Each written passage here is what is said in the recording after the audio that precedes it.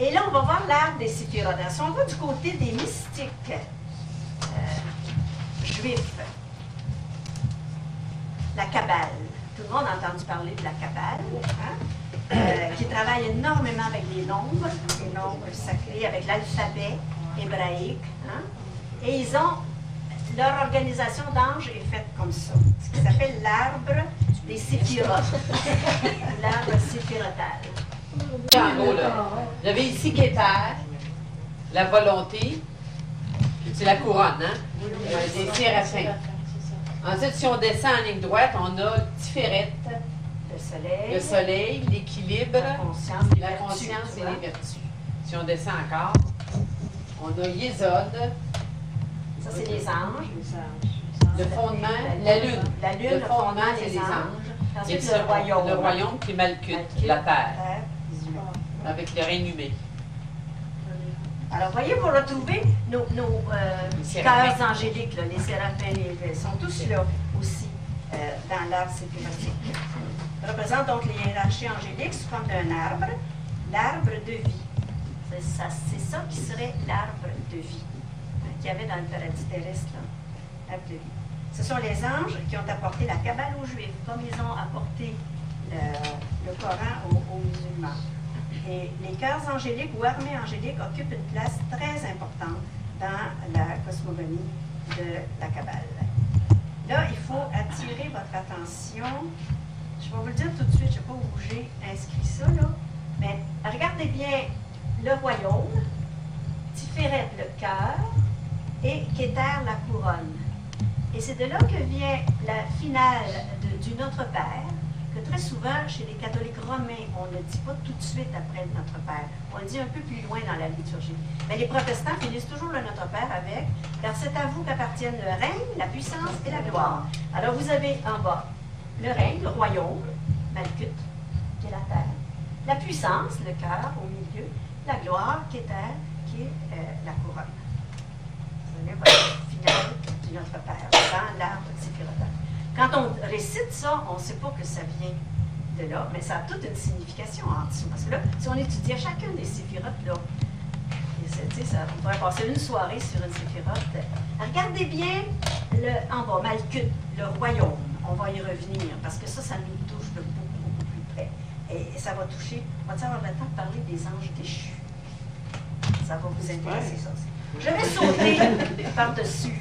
La tradition hindoue, on retrouve des anges aussi, la tradition égyptienne, tradition musulmane, hein? On a parlé déjà de l'archange Gabriel. Il y a Israfel, qui est un ange très important dans la tradition musulmane, qui a aidé beaucoup le prophète Mahomet à développer sa puissance prophétique, hein? Et qui préparait le chemin à l'archange Gabriel, qui est venu ensuite nous donner le Coran. Bon, on le rencontre un peu partout, celui-là, dans l'islam, mais il y en a beaucoup d'autres. Tradition zoroastrienne, on en a parlé beaucoup. Une chose à vous dire de cette tradition-là, de laquelle on a presque tout emprunté sur les anges, c'est la seule qui parle de l'ange gardien. Pourtant, on a été élevé, tout le monde, à penser qu'on avait un ange gardien bien particulier pour soi qui nous suivait tout le temps. On ne trouve pas, cet ange gardien-là, dans la littérature. Sauf qu'on trouve chez les Perses, chez les Zoroastriens, ce qu'ils appelaient le Fravashi, qui est l'esprit qui est en soi. Au fond, notre moi supérieur. Ce qu'on appellerait, nous autres, notre âme. Et en théosophie, dans la sagesse antique, c'est ça qui est l'ange gardien. C'est notre moi supérieur, c'est notre âme qui se développe, qui atteint la perfection. Et qui se sert de notre personnalité pour pouvoir acquérir les connaissances, faire les expériences nécessaires pour assurer son évolution. Et là, on touche ici ce qui serait vraiment en essence l'ange gardien. C'est loin là, des petites images des enfants où est-ce qu'on voit l'ange gardien. Tu sais, deux petits enfants sont en train de cueillir, je ne sais pas quoi, là, au bord du ravin, puis l'ange gardien est là qui le protège avec ses ailes. C'est l'image qu'on a de l'ange gardien. Ce serait plutôt un ange intérieur, notre propre moi supérieur, qui nous amène, qui nous attire, qui nous pousse vers l'évolution et la perfection. OK, on va sauter les gnostiques, les grecs, les animistes, les orientations du nouvel art. L'enseignement théosophique, on en a beaucoup parlé parce que tout ça reprend un peu la même chose. Donc, il y a la mère divine dans l'enseignement théosophique qui est très, très mêlée aux anges. C'est la reine des anges. Hein? Question, pas de sexe, comment est-ce que tu peux avoir une grippe, ouais, tout ça, là? Mais la reine des anges n'est pas nécessairement de la famille des anges. La reine des anges est un bel Comment est-ce qu'elle peut avoir un sexe? Elle viendrait, la reine des anges vient de la famille humaine. Et on la connaît très bien dans la tradition catholique sous le nom de Marie, mère de Jésus, qui est une représentante sur notre terre de la mère du monde, la mère universelle, et qui règne à la fois sur les anges, sur les humains et sur les démons. Ça fait pas longtemps, d'abord. Quoi? Elle n'est pas vieille, hein? Comme représentation de la mère divine, la mère universelle, cosmique, elle est de tout temps, elle est co-éternelle au Père, etc. Sauf qu'il y a des représentations de cette mère-là dans différentes incarnations sur Terre, et Marie est une de ces représentantes pour le temps actuel. C'est la représentante de cette grande mère divine qui est la reine des anges. Je ne sais pas si on va avoir le temps d'en parler, que cette reine des anges envoie toujours ses anges au moment d'une naissance humaine. Et on va voir ça dans les anges de Jeffrey Hudson, tantôt, là, quand on va les regarder. Il y a une naissance, il y a l'image, la vision qu'il y a eu au moment d'une naissance, et on voit les anges qui sont là, et la mère divine qui est là, qui assiste. Il paraît que toujours, il y a la présence des anges. Et les clairvoyants qui peuvent voir à ces niveaux-là de subtilité, de spiritualité, les voient. Et si on y faisait beaucoup plus attention, il paraît qu'on apprendrait beaucoup des anges, comment mettre nos enfants au monde, sans trop de difficultés, plutôt dans la joie, plutôt comme un événement de création extraordinaire. Bon, l'activité angélique. L'influence suprême et directrice qui inspire les anges dans leur travail, c'est la sagesse divine, qui ne cherche que l'accomplissement du plan divin. Comme nous avons vu plus haut, ils prennent une grande part dans l'œuvre de création des anges. Et la création est continue, alors ils ne s'arrêtent jamais. Dans un coin d'univers ou dans un autre, il y a toujours un travail de création. Il y a des entités angéliques qui travaillent dans tous les règnes de la nature. Le règne minéral, le règne végétal, animal et humain. Les petits esprits de la nature, les élémentales, on les retrouve là-dedans. Il y a des dévas nationaux, donc des anges gardiens pour les nations, gardiens des pays, des villes, des familles. Il y a des anges gardiens de villages, de communautés. Il y a des anges qui participent aux cérémonies religieuses et aux prières et rituels des groupes qui se rassemblent pour prier ensemble. Il y a des élémentaux qui prennent soin, des minéraux, des végétaux, on en a parlé. Il paraît qu'il faut féliciter, quand on voit des belles fleurs, féliciter les petites filles qui ont travaillé pour faire les fleurs, elles sont très, très contentes et que les fleurs sont encore plus belles. Partout, ils sont des canaux de dévotion dans le travail de la lumière. C'est en remplissant leur devoir, dans le partage du grand œuvre, que les anges atteignent la perfection. Ils mettent leur pouvoir au service du plan divin. Ils construisent des formes, inspirent les prophètes, apportent des messages, veillent sur les règnes de la nature, sur les humains, sur les astres et sur le bon fonctionnement de l'univers. Ce que les scientifiques appellent le hasard. On peut peut-être le chercher là. Il y a des anges qui ont comme mission spéciale, comme travail spécial, de voir au bon fonctionnement de l'univers. Chez les bon, ça je ne vous dirai pas ça. La fête de Noël, c'est une fête très importante parce que c'est la fête de la lumière. Hein? Pour nous, c'est Noël. Dans d'autres traditions, c'est le solstice d'hiver. C'est la renaissance de la lumière. Là, les anges sont particulièrement actifs. D'ailleurs, on les a vus dans l'histoire de la crèche avec les bergers. Ils vont réveiller les bergers, tout ça.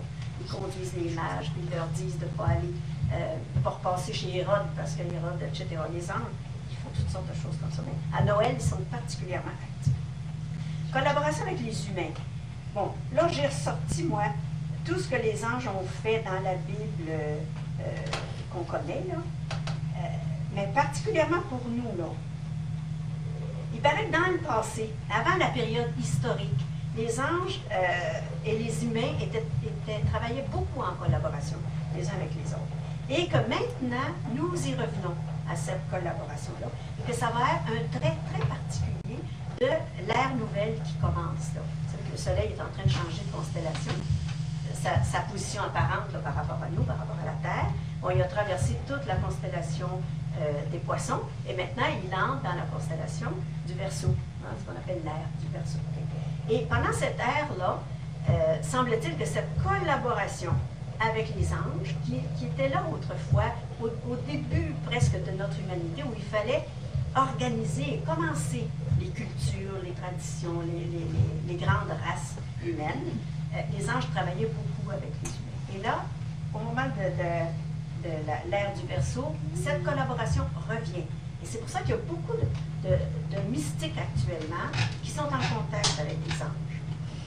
Faire très attention, par exemple, c'est pas n'importe qui peut entrer en contact avec les anges, et c'est pas n'importe quels anges qui entrent en contact avec nous. Il faut être très, très, très prudent de ce côté-là. À quel niveau, à quel échelon d'évolution sont les anges qui nous contactent, bon, par rapport à notre propre niveau d'évolution. Bon. OK. Les anges nous aident de différentes manières. Bon, ils nous aident et nous les aidons, parce que nous leur procurons la chance de servir et ainsi d'évoluer. Alors, ils ont besoin de nous, on a besoin d'eux. Mais, contrairement à ce qu'on pourrait penser, ils ne sont pas là d'abord pour nous, pour prendre soin de nous.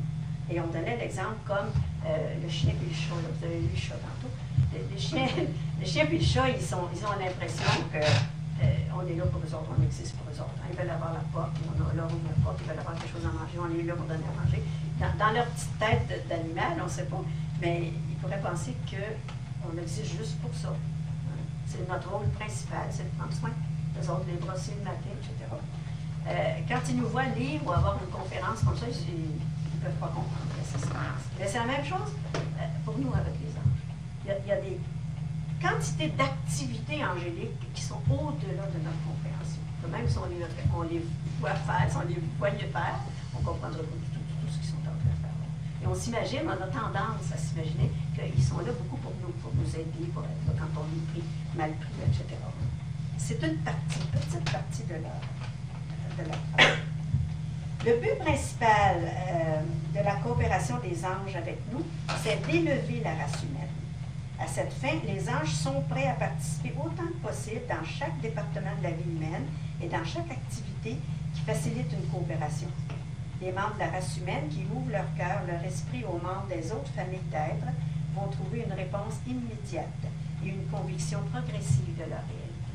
C'est sûr que, comme ils disent dans leur message, là, je vais vous en parler tantôt, premier message, bien, croyez que nous sommes là, que nous existons. C'est la première porte ouverte. Après ça, il y a beaucoup de choses possibles. Bon, il y a des anges de pouvoir qui travaillent avec nous.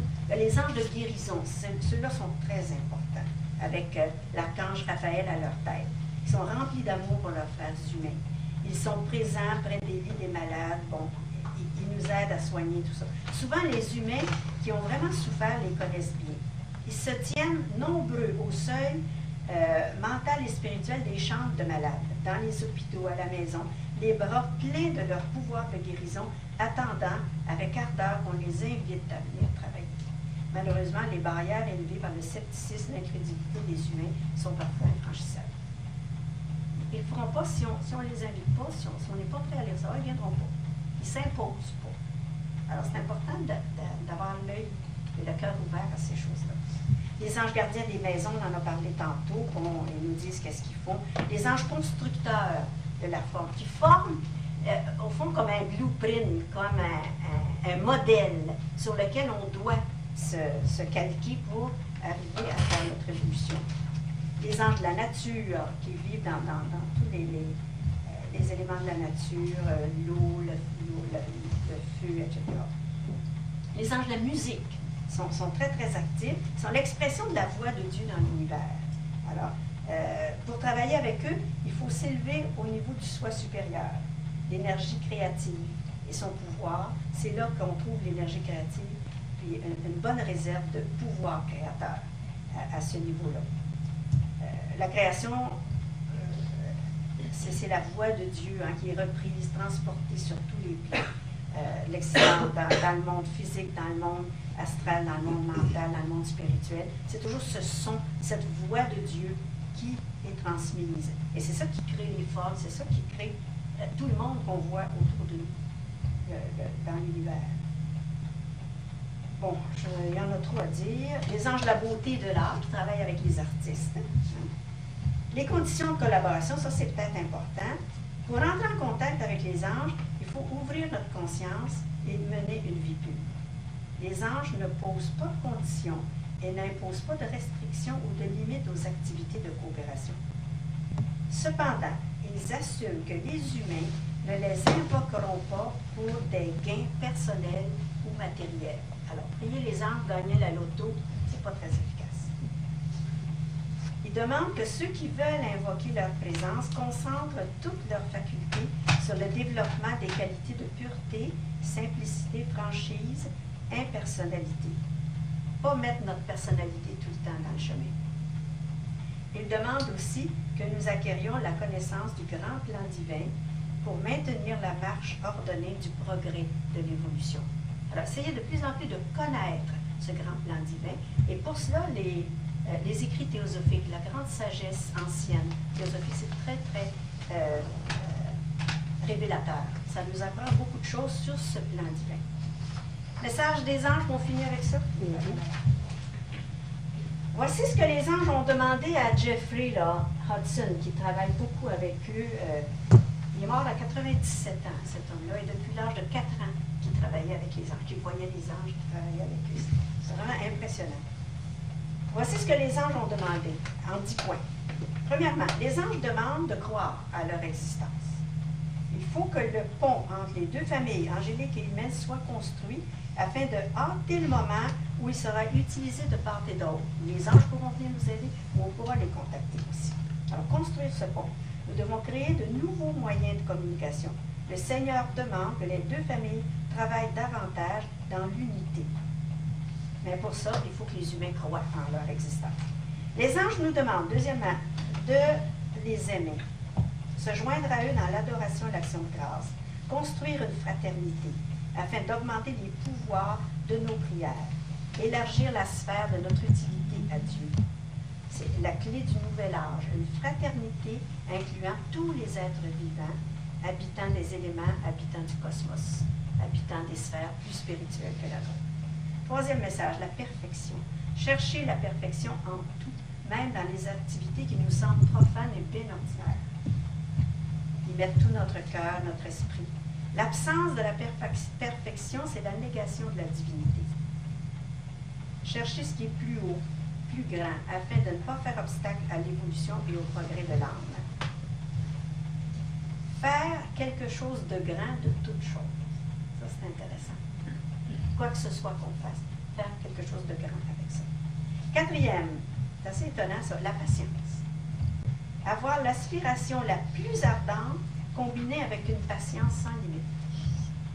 La patience contient une multitude de vertus. Le jour est venu, les anges nous disent, prenez patience, le jour est venu. Les énergies mises en réserve par la patience des anges dans le service de l'idéal ont été libérées dans notre monde.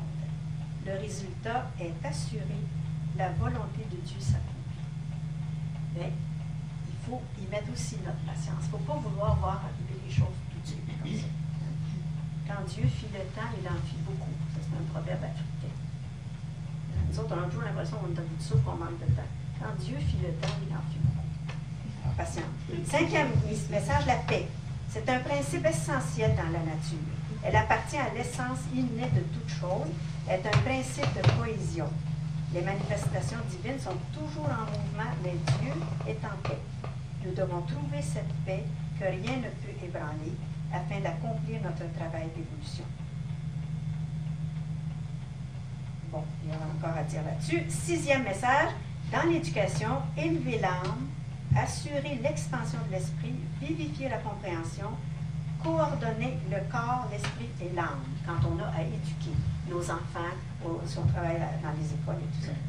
La connaissance est la vérité reflétée dans l'âme humaine et la clé pour ouvrir la sagesse cachée. Donc, il faut aimer la connaissance, il faut vouloir la connaissance. C'est une clé importante pour ouvrir la sagesse. L'éducateur doit enseigner la sagesse, élever, guider, influencer, instruire et se retirer quand la sagesse appelle. C'est intéressant aussi. 7e, la joie.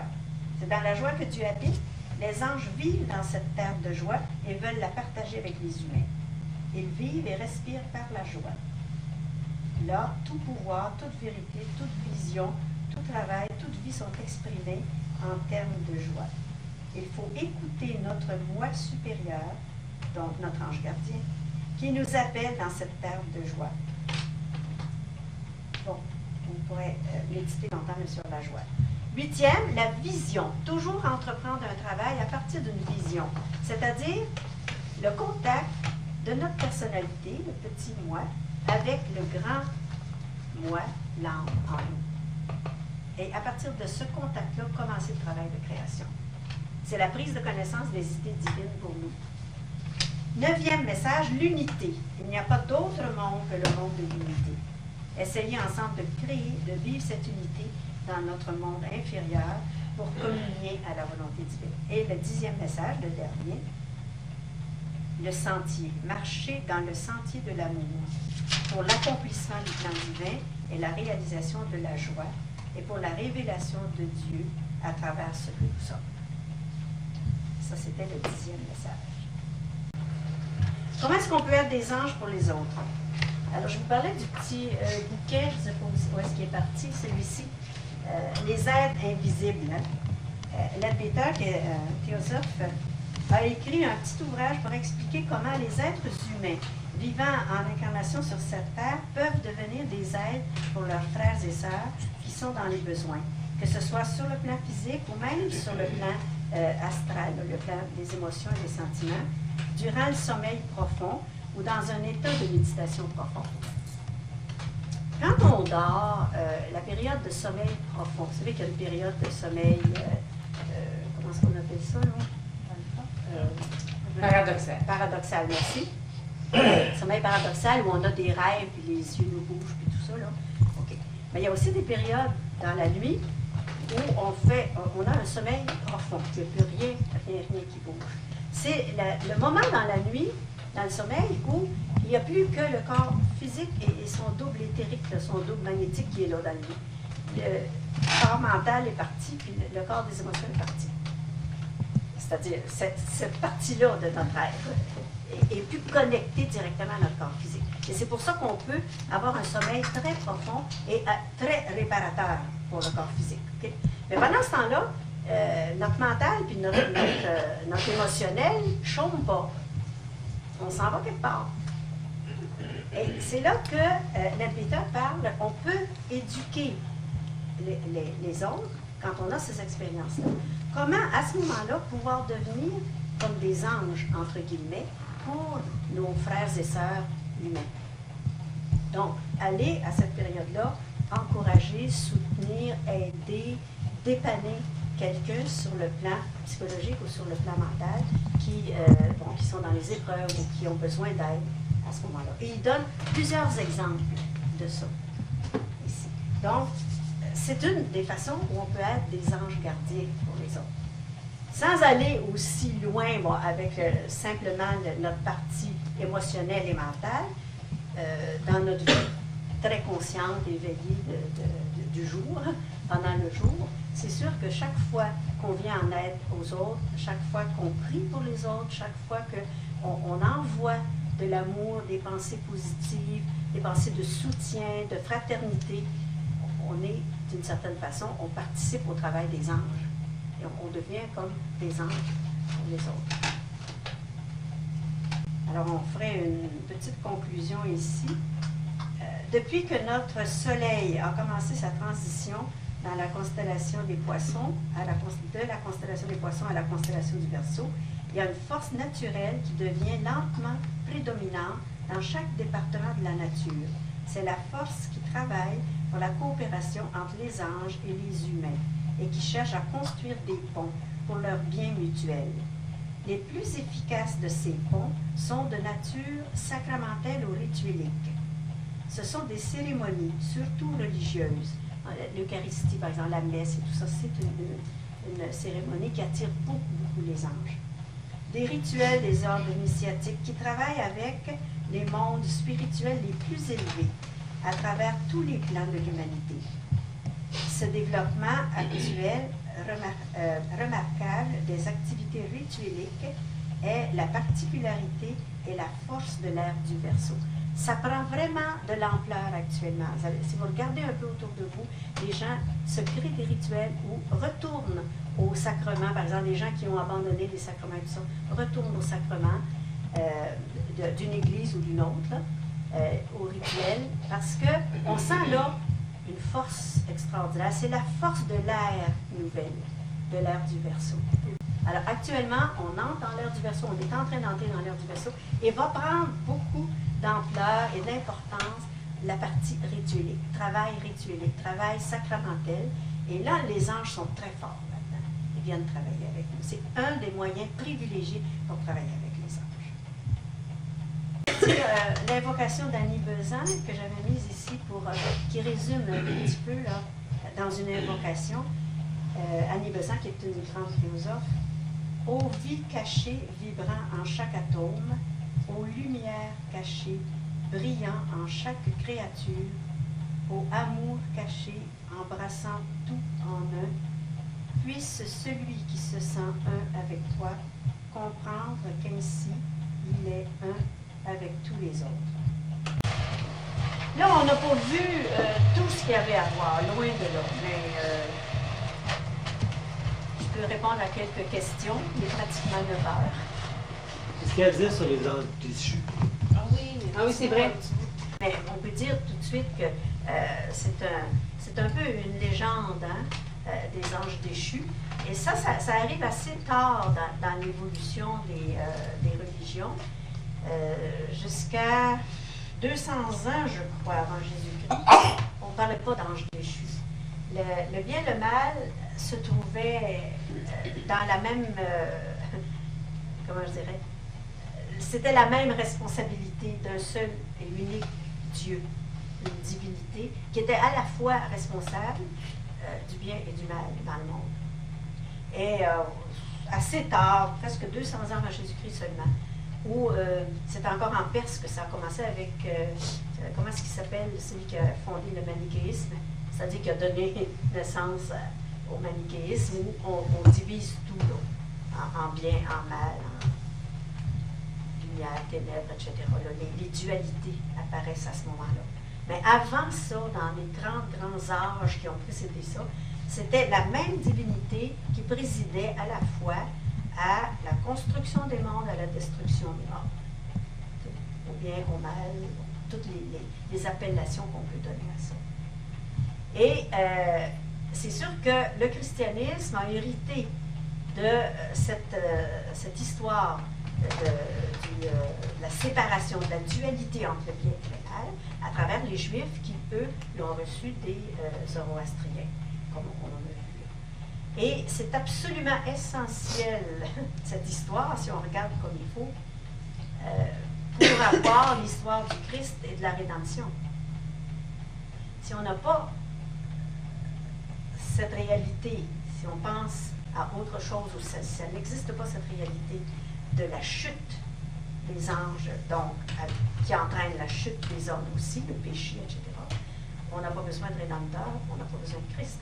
Donc, l'Église catholique, la chrétienté, repose sur cette croyance ou sur cette invention, ou plutôt une façon de penser philosophique, présentation, en dualité du bien et du mal.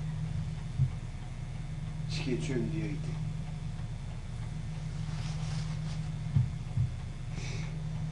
Je chacun a sa vérité d'une certaine façon. Et la vérité, je pense que pour chacun de nous, c'est ce qui est en résonance avec ce qu'on a à l'intérieur de soi. Difficile à dire, ça c'est une vérité. Peut-être pour vous, ça n'en est pas une, pour moi, c'en est une, interprétée d'une toute autre façon que ce serait interprété pour vous.